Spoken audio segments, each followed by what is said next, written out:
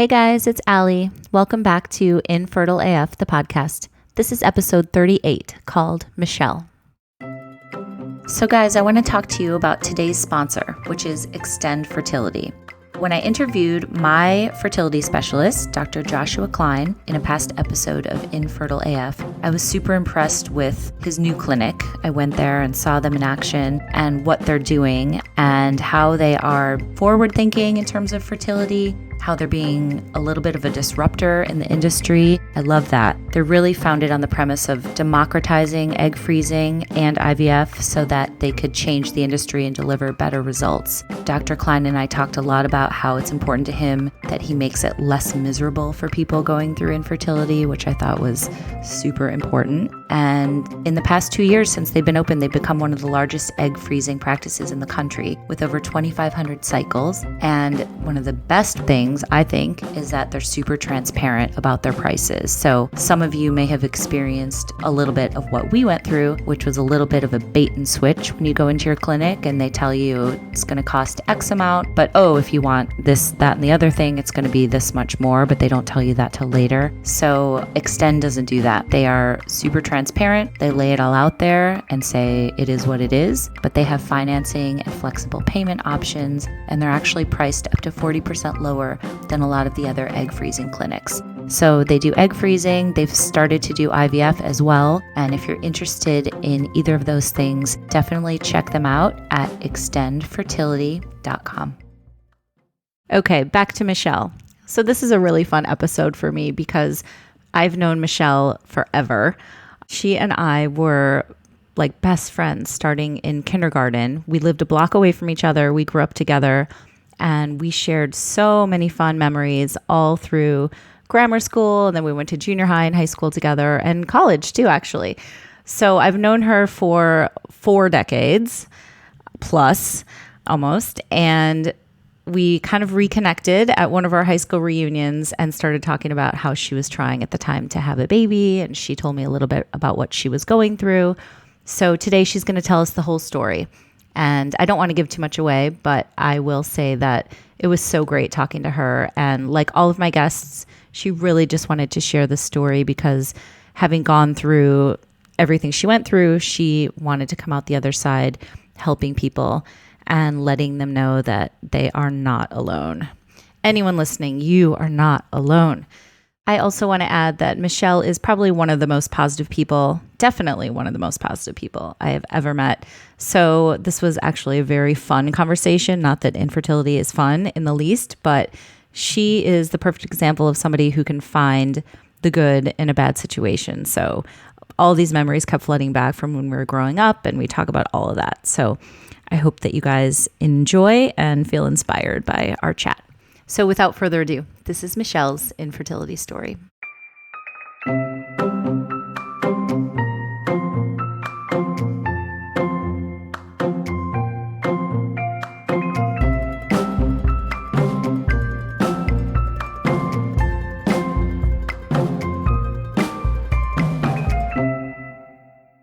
So, hi, Michelle. How are you?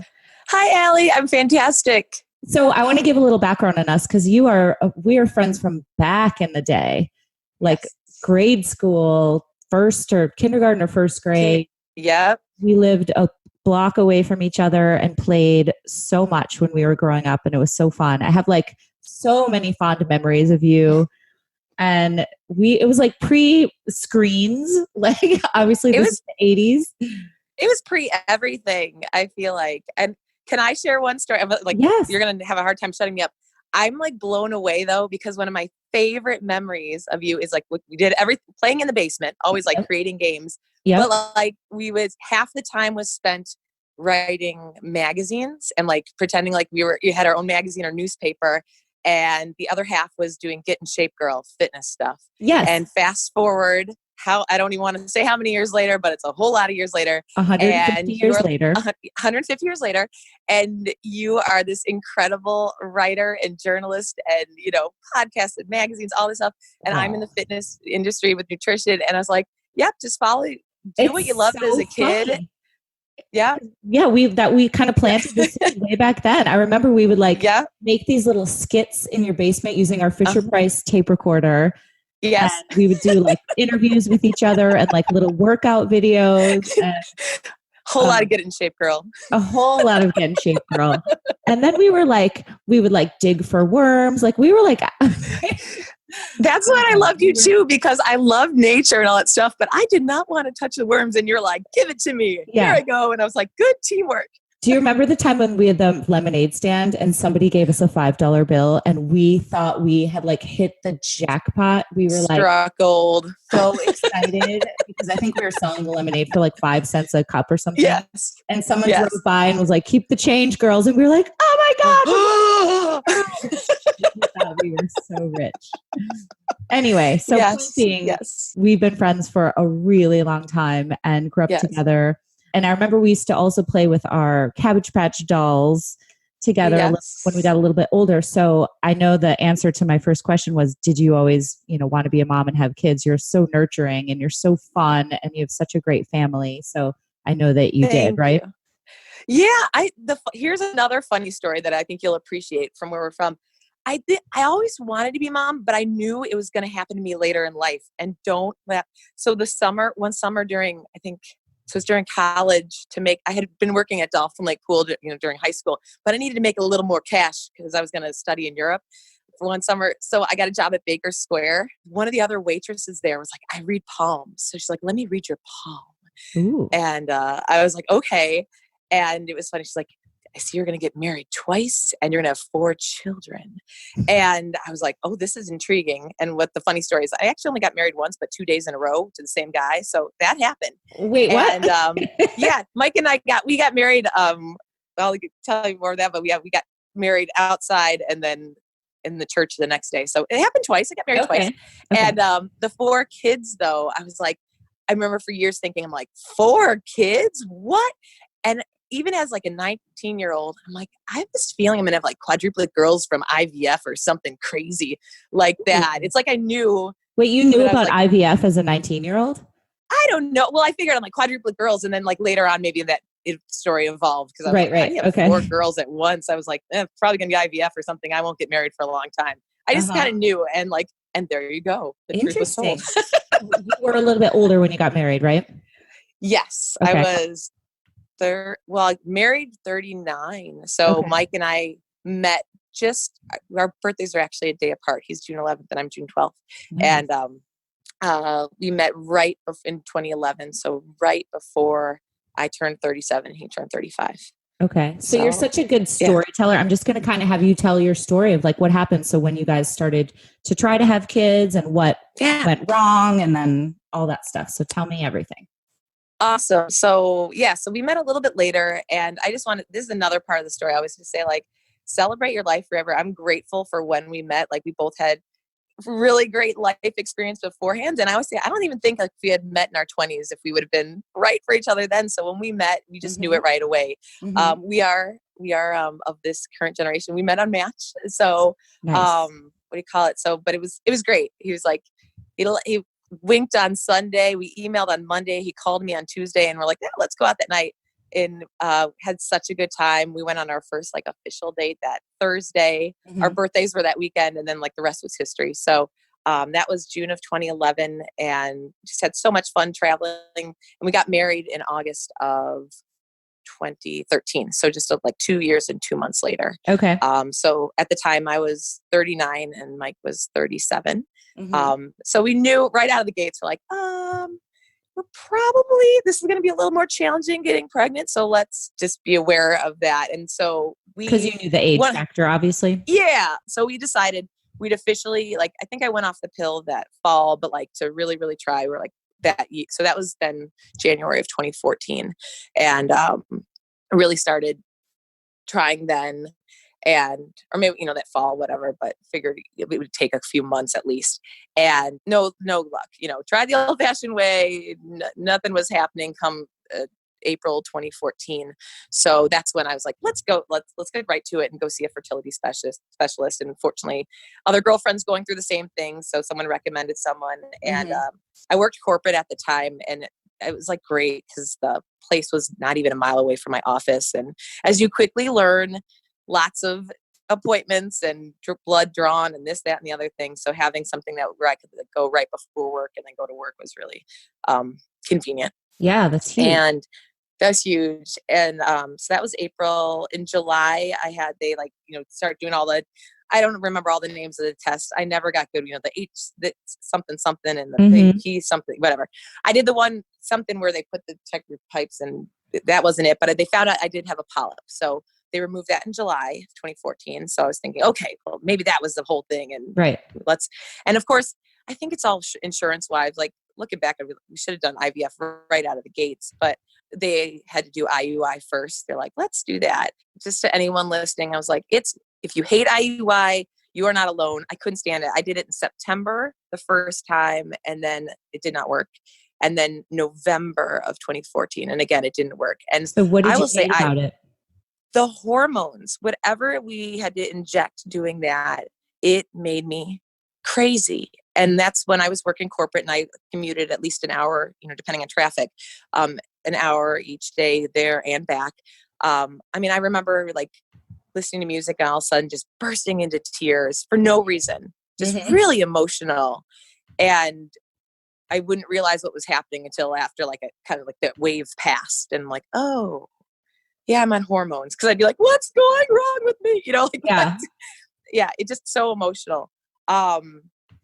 And after the second one in November, I was like, I can't, I'm not doing this again. And it felt like literally flushing at least $2,000-$3,000 down the toilet every time. And I equated it to Ryan, I'm thinking like, this is like a junior high dance. All the boys we knew, like daddy was good and they put them there, boys are in the gym and all my girls were just hanging out in the bathroom. Like, I'm not dancing. Like, I'm not going out there. Oh, forget it. Because they figured I have PCOS. So I'm like, okay, whatever that means. But I was a late bloomer to like even get my period. So I guess I wasn't ovulating and even with all the prompting, I was like, nope, the girls, they're still hanging out in the bathroom doing their hair. They're just, they are not going dancing with the boys in the gym. So they're like, even though they're playing Purple Rain by Prince. Yeah, it doesn't matter. Duran Duran for me. I was just like, nope. Oh yeah, you were so into Duran Duran. Oh my God. Oh, yes. But oh my gosh. So wait, you were diagnosed with PCOS? Yes, but honestly, I never really, I hear some people that have it, and gosh, my heart goes out to them because there's, so many different things, like sometimes weight issues and different hormonal things. I never really felt like that I had that, but maybe because I do a lot of fitness that like really kept things in check. I don't know. I just figured like, I don't ovulate, and I tried not to dig too deep into the depths of the internet and all this stuff. Cause man, sometimes the more you research, the more you're like, whoa, it can be super daunting, and it can also be scary, and you can self-diagnose and go down the wrong path, and it's a little dangerous. I mean, for some people it works really well and they can figure stuff out and then advocate. But for some people like me, you get in like a wormhole and then you're like, I think I have all the diseases.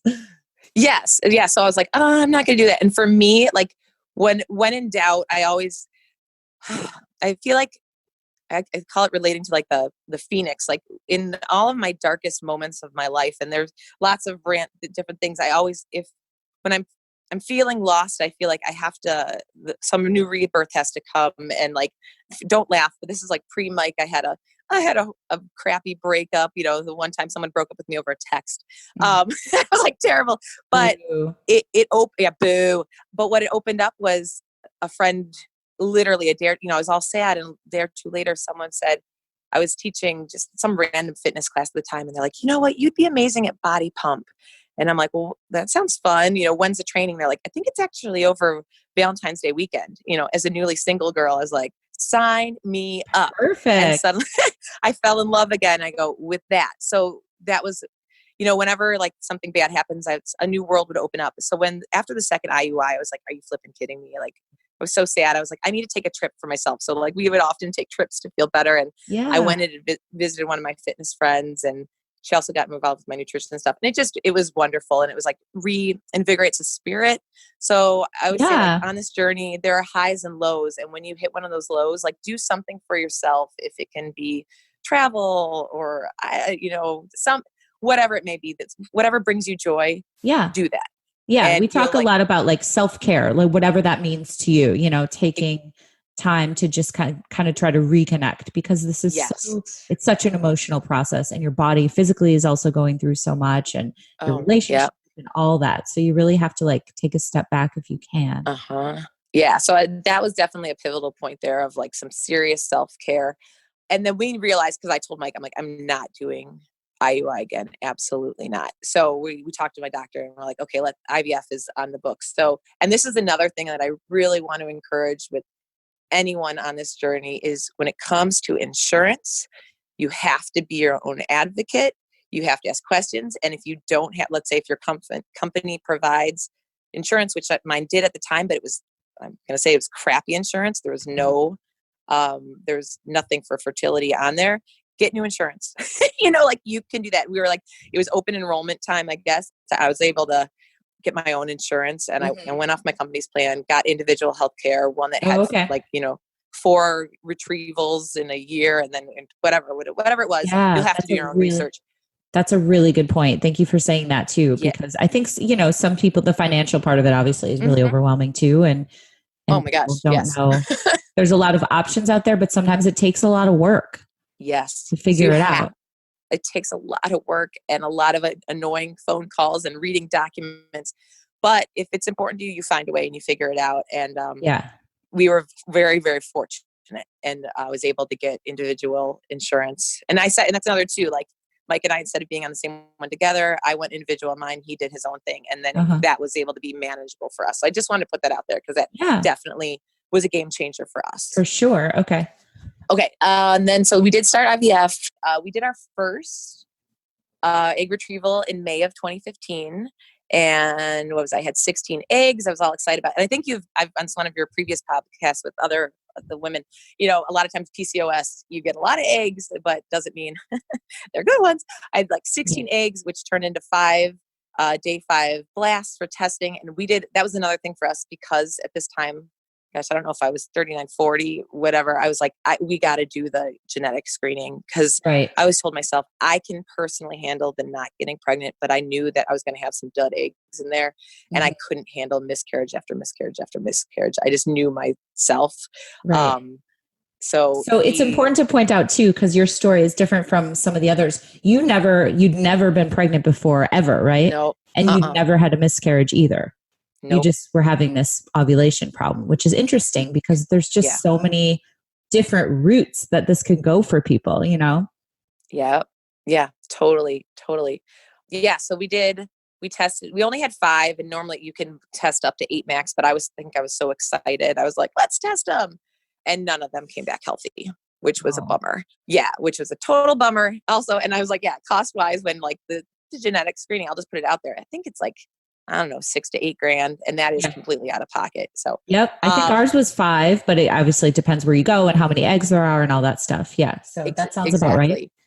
And then, so we did a second egg retrieval in July of 2015. And that time it's like 21 eggs. I was like, 6 blasts we were able to save for testing. And then we learned about batching, where in that whatever set fee, whatever it was, you could test up to 8. And then if you had more, you would be an additional cost, whatever. So we're like, okay, let's save these in batch. So then I did a 3rd egg retrieval in September of 2015, 13 eggs, which ended up with 2 more good blasts. So now I had those full 8, and I'm like, fantastic, let's do this. And so wait, batching, just to back up a little bit, that's testing a bunch at once for like a cheaper. For lack of a better term, I love a bargain here, and there are no coupons, but this was the, I was like, love my Sunday coupons.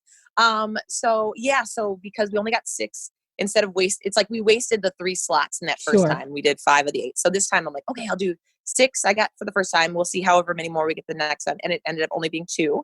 So perfect. That made the full 8 of 8. And then we sent them all off for testing, full of hope, so excited. And of the 8, 0 were healthy. God, Michelle, I'm so sorry. Yeah. Wait, tell me, I know that you are probably, if not the most positive, upbeat person I've ever met my entire life. You are one of the most. So how were you feeling? Like, were you bummed? Were you pissed? Were you and Mike fighting? Like, what was happening in your day-to-day life as this is all going on?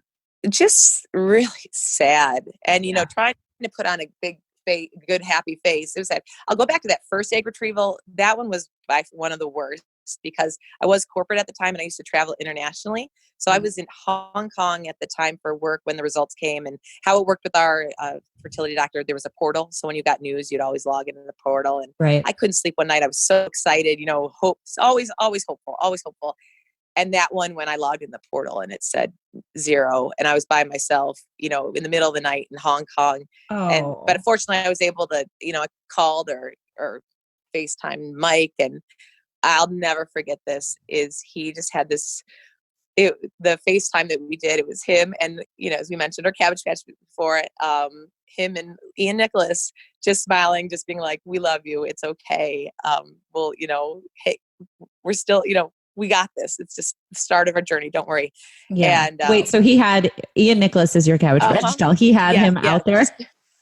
He put it there so this has been a joke with a lot of my friends. I'm like, I tend to personify inanimate objects and befriend them. One of which my Cabbage Patch Kid. So he's just, it's just been a joke, a running joke through the years. But I'm not gonna lie. I laughed at Allie. I think it was your story, your first podcast where you talked about like the random things we do, the woo woo or the whatever, the things you go to get through. Yeah. And I'm not gonna lie, and it may sound a little crazy, but man, that my Cabbage Patch Kid, Ian Nicholas, helped pull us through. Cause it was like, I was at a point where like down this journey where like, I just want my want our baby. And I would hold him and it made me feel a little better. And if you want to call me crazy, but it was like, it's not crazy. It's totally human. It's human. Yeah. And it was just a little bit of comfort and he, that's why I love my husband so much, is he respects that inner child in me, and just like, he knows the silly little things. And that's definitely like, on this journey, when it gets tough, remember like being grateful is the best, stopping those moments and saying, well, I don't have this, but I already have this. And a lot of times I would say, I like how single Michelle feel. And it's like, I've got Mike. He's amazing. So whenever I'd get sad that, okay, we don't have our baby, but I'm like, well, we have each other. And that helps so much. Humor, just the fact of seeing Ian Nicholas there made me giggle. And just using, and we dug deep to that, because there definitely, that was a tough blow, and more to come after the third egg retrieval. So we batched that one and nothing. I mean, that one hurt really. That was bad. And having the conversation with our specialist, being like, trying to be positive for me, but also saying, maybe we start just talking about other options, could be egg donor, adoption, all these different things. And I was getting to a point where I was thinking, okay, I could see that. But it was funny. We worked with the actual genetic testing company. They give you a report. And I was like, I just want to understand where, what happened. And then we'd look at from every testing, was it the egg? Was it the sperm? What happened? And every single one had always been, inferior egg, whatever. I'm like, okay. Mm-hmm. Except for one. There was one on there where the egg was good and the sperm was bad. Okay. And this was like a turning point on the journey too, where I was talking to our counselor person. And I was like, wait, the egg was good and the sperm was bad? And she's like, yeah. And kind of like, I believe, is it from Dumb and Dumber, the movie? We're like, so you're saying there's a chance? Yeah. Never actually seen that movie, but I know that quote. And the counselor was like, yes, I'm saying there's a chance. She's like, I think you put out your own eggs if possible. If possible. Okay. I did want that, but I was open to other things. And she's like, yeah, I am saying there's a chance. And that one right there, I was like, it may be 1% sliver of a chance. But the fact that my body produced that I'm like, I want to keep trying. I know we still, I think I want to go for it, Yeah. And Mike said, all right, let's do it. And my doctor said, all right, let's do it. And okay. So this would be round 4. Yeah. Egg retrieval number 4. Okay. And let's see, that was December now. How are you doing with all the, drugs and all that stuff? Because I know you're in the fitness industry, you love to work out and stuff. Like there's points where you can't work out. Was that hard on you? Yes. But I just kept remembering like the reason why. Right. The greater good. The greater good. Yeah. And I definitely think, focusing on self-care when I could. And I'd say, try to, if I can do more yoga or just enjoy nature and go for a walk. Go for a walk. I was very fortunate where it's like, I didn't have to rest too long. Just that's why I encourage, diet and exercise for everyone. It's so important because you will rebound. I found for myself, I was able to rebound faster, and the downtime wasn't as long maybe as for some other people. So just take care of yourself. That's the best thing I can do. Take care of yourself. Right. Because I would have to take a few days off, but then I was able to go back and teach body pump and stuff like that. So I did the fourth egg retrieval was December of 2015. 20 eggs. We were lucky 8 good blasted tests. So I was very happy. Got my full 8. And we had a healthy embryo. So 1 out of the 8? 1 out of the 8 came back healthy. And it was just like, oh my gosh, like it's going to happen. This is amazing. So grateful. And then like definitely in our mindset was, oh my gosh, we're going to have a baby. Like just I'm like, it's going to work. I know it's going to work. So we went on like that January 2016, went to South America, to like Argentina and Brazil, because we're like, this is going to be our last big trip. So let's make it happen. I love all your trips. I want to go on a trip with you. Yes. I'm like, it was so good, but I guess definitely good for, for us as a couple, and just, again, always keep moving forward with your life, even though, because it's hard when you get so set on one goal, like still do the things that bring you as a couple joy. Right. Exactly. So that was January. So did you freeze the embryos? Yes. We froze them. And our plan was March of 2016, we do the transfer. Okay. And we were aware at the time, what was it? I did have like a fibroid they had found, but the doctor was very, she's like, it's not covering in any spot where it could like mess with it. She thought the lining and stuff like that. So we went forward with it, but it didn't take. So, that was a bummer. That one was really like, and then of course, a lot of self-doubt, like, oh my gosh, because we knew that there was a fibroid, should we have not gone forward? Blah, blah, blah. It was just not. So just to break it down a little bit. Yeah. So you did the transfer and then the 2-week wait, or approximately. Yeah. And then what were you feeling good that whole time? Were you feeling positive and like, well, why wouldn't this work? We have a healthy embryo, all that stuff. I was feeling positive. I remember feeling like it was so funny. Like in those 10 days, I'm like, oh, I think, like I feel something. Yeah, I feel something that. And I remember it was right before Easter Sunday, and I think it was on Good Friday. And we found out it was negative. Yeah. And I went in for the blood test, or? Yes, the blood test, and no luck. And the start of the 3 p.m. I call them the 3 p.m. calls. I didn't like the 3 p.m. calls. That's when they call you with the results. And it was like, I felt like, oh, they're waiting to the end of the day. It's not good. Yeah. So I drank a lot of champagne at the Easter brunch. Okay. Because I could. That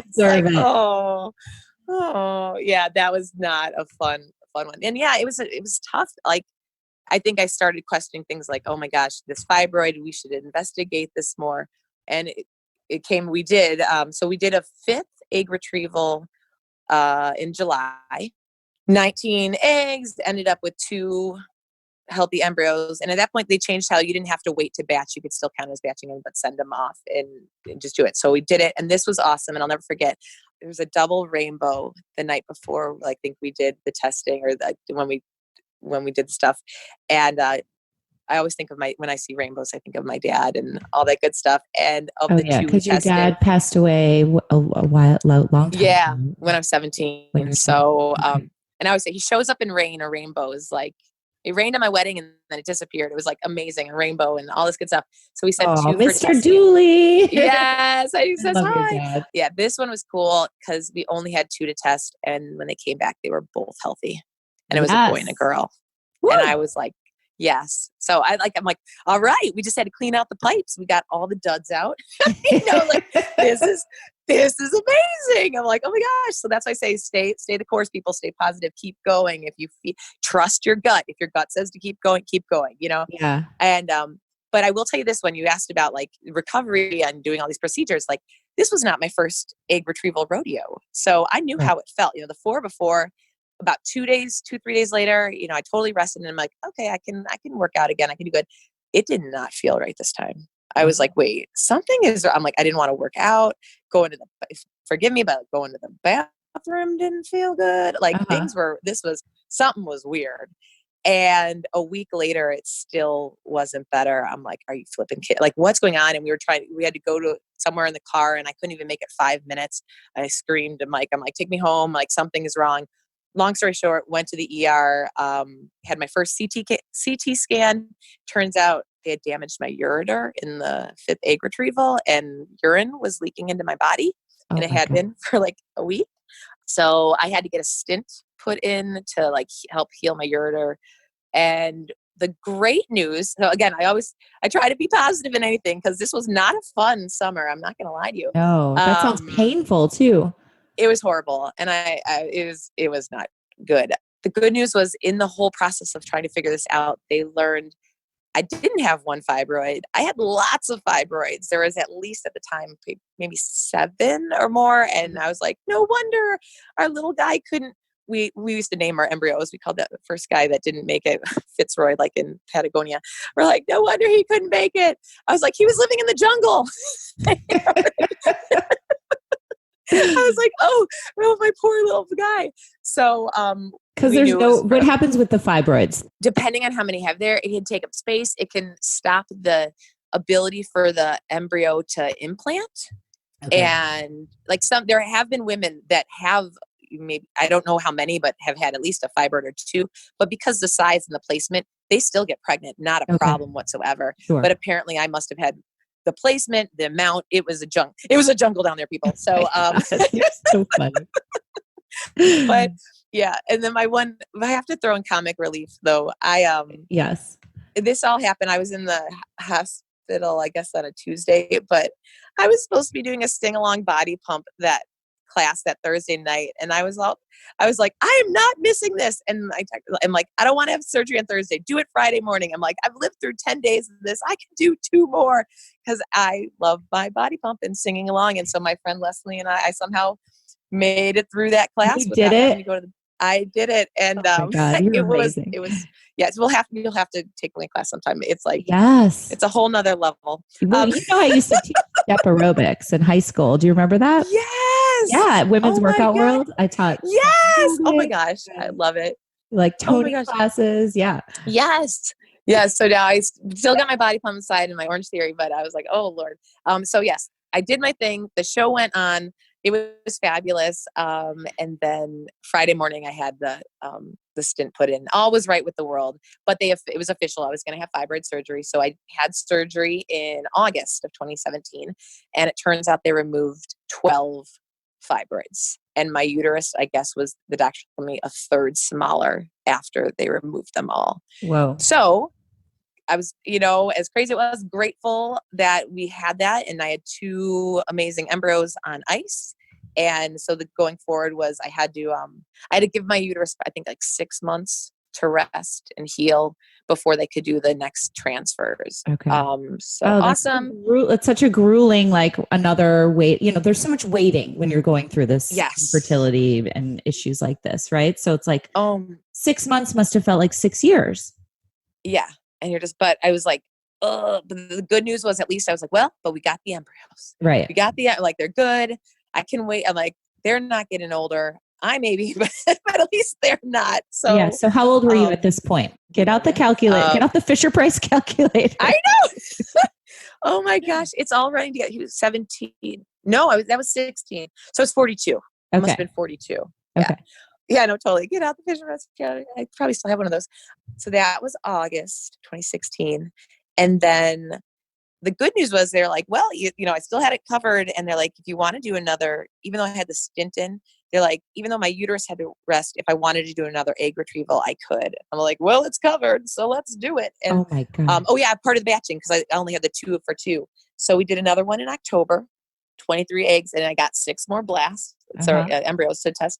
And of those 6, I had 1 more healthy one and a no call. And this is what, am I allowed to rant? Yes. When it comes to the world of genetic testing and you spend that much money, when they come back and say you got a no call and you still have to pay for it, basically they're not telling you if it's healthy or not. It could be, it probably isn't, but it could be. And they don't tell if it's girl or boy. And I was like, oh, that was one of the times where I'm like, meh. Yeah. It was like, I have to do my job to get paid. I'm like, why don't you? So sorry. Right. No, so it's basically they weren't able to tell, but you're like, why didn't you just do the extra testing or whatever you need to do to come up with like some sort of answer? Yes. Or give me a coupon for another one. It's just like, sorry. It's just, you have to like, whatever you do to, like you're trying to make jokes. But I was like, ugh, whatever. So yeah, but at least, hey, we got 1 healthy embryo. So that's awesome. Another one to add. So now I had 3 on ice, and they removed the stint. All was right with the world. And I just had to wait to let everything heal. Okay. So things were looking really positive. And we decided we'd go in January, would do our so I guess that'd be my second FET, the frozen embryo transfer. Mm-hmm. And they rank them. I never quite understand how the ranking is, but they're like, we're going to use the best one first. I'm like, okay, which was our little girl. Did that in January, thought I did everything great, and nothing. And this is when things really started being like, wait, what? So second transfer unsuccessful. Yeah. Did you ever think about putting in more than 1? I think it was because I had so few, but I knew they were good. Like, and also the fact, like, they were confirmed good ones. I thought, well, 1 should be good. Like, I felt like I pre-screened them. I thought about it, but then we're like, well, the 1 should work. Should work. Sure. It should work. I mean, I'm like, I got a brand new uterus. Right. It's like, it should be perfect. It's great. But it didn't. So now it's like 2 of these perfect embryos are gone. But we're like, okay, we have 2 more. But so February, we're going to do it again. And this time it was when I said, like, okay, let's start pulling out all the stops. Like, I started doing acupuncture. I took some Chinese herbs. I did all sorts of crazy stuff. And I think we did that right around Valentine's Day. Very, hopeful, positive. I'm like, I did everything right. I mean, literally, I was like, everything right. And it didn't work. So now we're down, left. So we were left with 1 more. So 3 transfers. 3 transfers with genetically solid, perfect eggs, a great, remodeled uterus, and nothing. And that I can truly say was down in the dumps, worst. And I had to regroup then, because this was the other things, like the journey. I love, thank you for putting this podcast out there. This is so needed, but it's such a hard time. Like, you don't know how much to say and how much not to say. And sometimes I wanted to talk and sometimes I didn't. And after that failed 3rd transfer, I didn't want to say anything. Yeah. Anyone anymore. Yeah. I was like, I can't, because it's like the feel, people are trying to be supportive, but yet it always felt like pity. I don't know. It just, I couldn't even cheer myself up. And like, when I was like, I didn't know what to do. And fortunately, though, I would say the universe brings the right things in the right time, because I really was at a loss. But that was February. That March, my friend Jasmine resurfaced. Like, she's one of those friends where, like, we'll connect and then they're gone for a year. And she's amazing. She's off doing something, but she was back in town in Chicago. And I saw her post something on Facebook about a meditation she was doing. And I was intrigued. I'm like, what is this all about? And she literally said, we met for coffee one day, and she's like, close. I'm like, how do you do it? Because, like a lot of meditations, it's like, close your eyes and think of clouds, or if a thought comes, don't release it. And I was like, too hard. I can't do this. She said, close your eyes, watch the show go by, do it for an hour, and then journal about it. And I was like, really? I don't have to think about puffy clouds or release if something. She's like, nope. She goes, whatever shows up in your brain, watch that show go by, but do it for an hour. Oh, I like that term, watch the show go by. I've never heard that. Yeah, because sometimes it feels like a circus was driving past. Like all this craziness. And I was like, I can do that. I can just, and that's always been something, my whole life, people have been like, slow down, you do too much. I was like, all right, I'm going to I'm going to try this for once. And I made a conscious effort for the month of April. I did a little post on Facebook every day just to keep me accountable. Cause I knew if I didn't do that, there would be days I'd be like, oh, forget it. And I'd stop. Yes. I remember seeing that. Yeah. And I did it every single day. And sometimes, I'd have to I'd have a hour and a half break or something between my classes that I coached. And sometimes I went in my car and just set my timer on my phone, closed my eyes, watched the show, and then would journal. And it was amazing. It was I would say it's so liberating. And it was like, I really realized, there was some old stuff came up that I didn't realize I was holding on to, and I was able to release it. Weird stuff you hold on to. And I was like, let it go. But it was like, you'd feel it. I'm like, you didn't realize how much like baggage and emotional weight you carry around with you. And I feel like letting go, like, opened up space.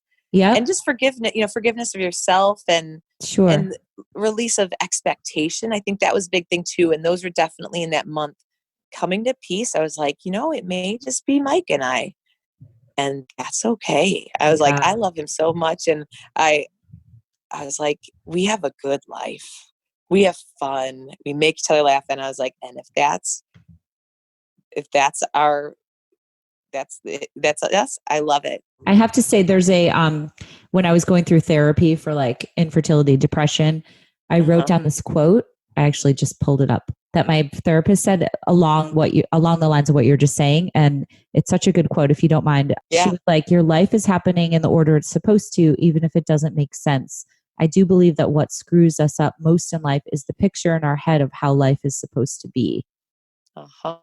And it's, going back to like expectations. And I was like, that just really resonated with me, because it was like, oh, sometimes you just have to let go of what you were expecting to happen, or what you thought was going to happen, or what you think you deserve to happen.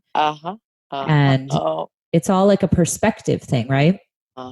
Oh my gosh. The concept you just said, to let it go. I just found a little thing from my blog about it. And I said, I was able to let go of some of the crazy baggage I didn't even realize I was holding on to. I basically allowed me to, quote unquote, let go of expectations of how things were, quote unquote, supposed to be. Oh my God. Yeah. And my therapist. And let them, quote unquote, just be. I felt free and was ready to try one more time. Yeah. It's just, oh my gosh. I literally can feel like, I know it. I can catch myself now when I'm clinging onto something. I'm like, it's going to slip through your hands. Yeah. Let it go, because the universe, it's so often, it's like, you think it's supposed to be this way, but the universe has something so much better. And but you have to open up for it. It's like you need to have that space, right? Total space. And that is what that month gave for me. So I don't know if that could help anyone else. I was like, try it. It was friggin' liberating. And I just was like, I felt like my light was able to shine bright again. Like the clouds got moved. Oh, The light was always there, but this is like a Girls on the Run thing. I used to coach that, and they would always talk about your inner light, star shining, and the clouds get in the way, and like, my light was able to shine again. Yeah, that was oh my gosh, such a lesson. And then another powerful song in my past has been "Let It Be" by the Beatles. I am not a Beatles fan. I'm going to put it out there. I was, my fan. I love my Fab Five, my Duran Duran. But man, that song "Let It Be." Whenever I hear that, like, there will be an answer. Let it be. Like, yes. Don't try to. That's like me with "Here Comes the Sun," the other Beatles. Yes, like yeah. Oh, that song is beautiful. Yeah.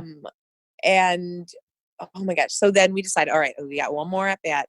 I started feeling a lot about the Cubs now too. I will tell you, I would say I started things I'd be like, it's our at bat.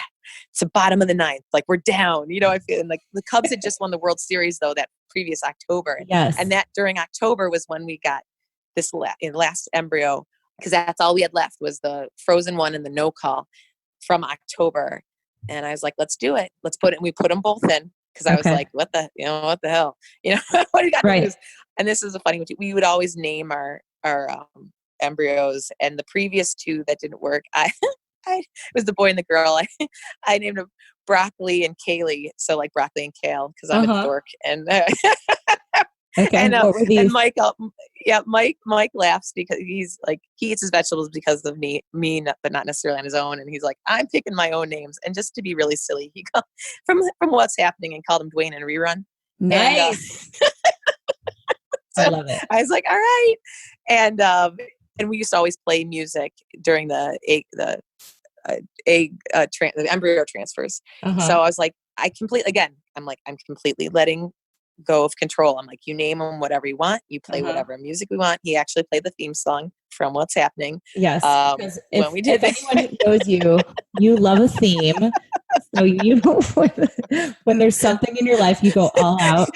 I go all out. There has to be a theme. That's the only way I can really wrap myself around it. So we did that on May 2nd and waited our 10 days to May 12th. And I remember coaching at Orange Theory that day. I had 3 classes in the morning, and we got a call. I got a voicemail because I didn't answer my phone, but I saw that it ring at 10:30 in the morning. And I'm not gonna lie, I felt really good because I was like, because it wasn't the 3 o'clock call, right? This is different. I always got the 3 o'clock call. Now my body felt absolutely nothing. And I remember people asking me, even that morning when they went to draw blood before I had to go coaching, it was like, how do you feel? They try to be positive. I was like, honestly? She's like, yeah. I go, nothing. I go, I feel nothing. I feel no different. I'm like, I feel exactly as before. And I'm like, I don't know. I'm like, could be. I was like, you asked for the truth. I'm like, I let go. I don't know what's happening. Yeah. But when I saw the phone ring at 10:30, something in me was like, oh, it's not 3 o'clock. And Mike's like, I'm going to show what he showed up to pick me up after class. And we went and we listened to the voicemail together. And it was, congratulations, you're pregnant. Woo! And that was awesome. Oh my gosh. And after years of trying. Years. And it literally, I would say bottom of the 9th, we were down. I was like last at bat. And I kid you not, this kid, we got our baby, Michael James, who was born December 29th, 2017. This kid is true. He's a Grand Slam World Series baby. This kid, and which hilarious. So my husband, Mike, is a huge Cubs fan. I always thought MJ would hopefully like baseball. Literally, this kid marches around the house shouting, Cubs, go, Cubs, go. Yeah. Like, go. He can recognize any Cubs logo. Like my mom's like, ooh, early reading, Yes. But he's a World Series baby. And I always said, I'm like, and that was my motto sometimes too. I'm like, if the Cubs can win the World Series, we can get pregnant. I don't know when or how, but it's gonna happen. You got to believe. And it worked out. And yay. So MJ is the cutest little guy. If you don't mind, maybe we can post a picture of him and his little Cubs gear. He's such a happy guy, which doesn't surprise me because the apple doesn't fall far, but thank you. So cute. And I remember when I found out that you had finally had your baby, and it made me so happy because there's nobody more deserving. Like, you are the best mom and you're so fun. And just talking about bright lights, you are the brightest light. So, thank you. So happy. I'm so happy for you guys.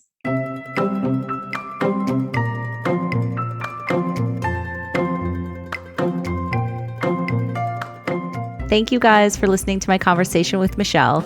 She sent me a ton of photos of the things that we were talking about during our chat, like her Cabbage Patch doll and a bunch of other stuff as well. So I'm going to post all of that on my social. So make sure you check out Infertile AF Stories on Instagram. And I just want to say to Michelle, Goober Grape, oh my gosh. Thanks, guys. Talk to you next time.